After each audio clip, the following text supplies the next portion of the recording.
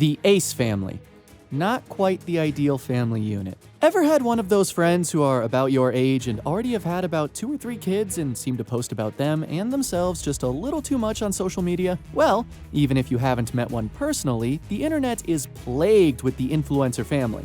A whole vein of content dedicated to the vlogging, parking, and all-around content creating focused on a relatable family unit and their many escapades through life. And like with every influencer business model, especially the ones led by YouTubers, it's plagued with scams and scandals. Just like with every online trend, there's the good and the bad with the influencer family. And when it comes to the bad, we're taking a peek today at one of the worst. They've been making a lot of waves lately for their many scandals and dubious entrepreneurships. All right, let's be honest, they're scams. They do scams. But before we do, don't forget to leave a like and subscribe to Moolah TV so you never miss any of our videos. They're the highest card in poker, and you bet they got one up their sleeves.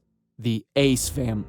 All in the family. Austin and Catherine McBroom, alongside their 3 children, Steele, Ellie, and Aaliyah, make up the Ace family, a typical YouTube funny family of pranksters and influencers on the side for good measure. Austin was a former NCAA basketball guard who committed to the St. Louis University men's basketball group in Missouri. He has also participated in other sports such as baseball and soccer. In 2015, Austin began dating his spouse, Catherine, who gave birth to their first child, Ellie, on May 28, 2016. They were engaged in August of 2017 and were married off camera in 2019. In October of 2019, it was announced that Catherine was expecting a second child. In a video titled "Mother and Daughter Surprise Daddy with Pregnancy Announcement, Speechless," was uploaded on February 6th and was trending on YouTube. They later announced that it was a girl in a vlog of a party held by Kylie Jenner.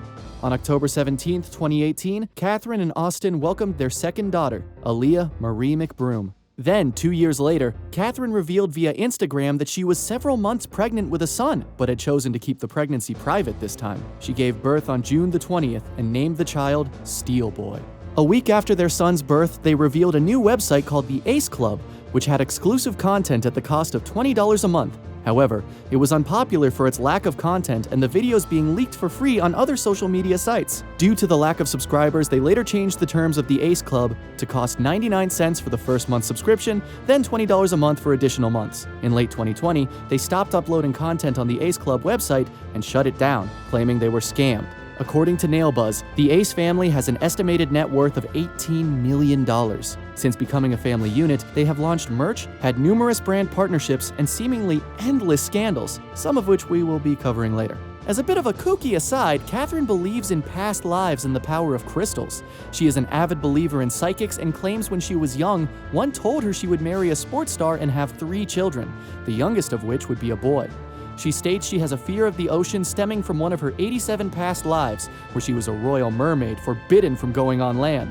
She suffered an anxiety attack in early 2021, which she claims was the result of experiencing a past life regression and being temporarily transported to a previous life. You'd think all that knowledge of past lives might have helped her foresee that she was later going to get sued for $30 million by TBL Cosmetics for attempting a coup on the Gateway 1212 skincare. Yikes. Which, speaking of, leads us to the many, and really many little scams and grifts this family has been caught trying to pull. From small to big. From generally creepy behaviors to just straight up obnoxious. Here are the scandals. Aces in the hole. Basketball charity. Not quite a three-pointer. In June of 2018, they held a charity basketball event and announced they would donate $100,000 towards their charity of choice and any further money the event made. The event was a sellout and included a performance from Glenn Travis. When the Ace family only donated $75,000 and gave no explanation for why, it caused controversy for fans, who deduced they made a higher amount than that, but never went through with their promise to donate all of the money they made. Some say the missing money went to the payment of the event, but if that's the case, it would be an odd thing not to advertise first, considering they literally said they would be donating all of the proceeds. Exposed tweets. The greatest hits. Throughout July and August of 2018, many tweets posted by Austin were found, which were considered racist and/or sexist. Most of these tweets were posted between 2011 and 2013 and were called out for being offensive particularly to Black people, Asian people, and women in general. Many of the tweets had not been taken down until discovery, and the Ace family has since deleted the thread. Ace fam cam scam.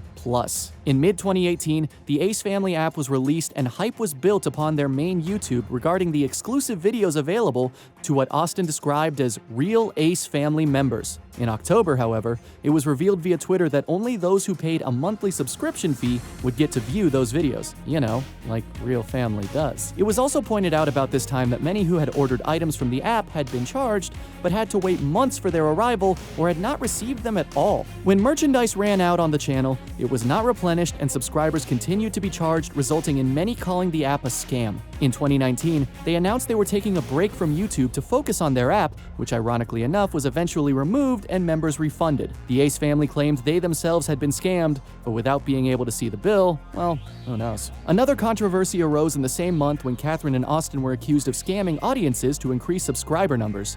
They posted in a video they would give $100,000 to a member of the Ace Family, typically a term used to describe subscribers to their channel, who could complete a basketball challenge and asked fans to respond if they wanted to be part of the challenge. Later that same month, however, they sent out a post saying they had selected 20 basketball players and YouTubers to compete. Ultimately, they gave the money to a wealthy basketball player who they were friends with, but was not an official competitor or known to be a subscriber. Which really makes you feel like a special part of the fan club, probably. A bit of a more recent and yet unfinished grift. Austin launched How I Became a Millionaire, HIBAM, a $50 per month subscription service where he teaches people how to get rich in February of 2021. But when fans signed up for the program, many said they found their credit cards being declined and issues with the website. McBroom said it was due to high traffic, but fans are unsure if they can trust any Austin projects after Ace Club. You can definitely see a pattern in these scams, right?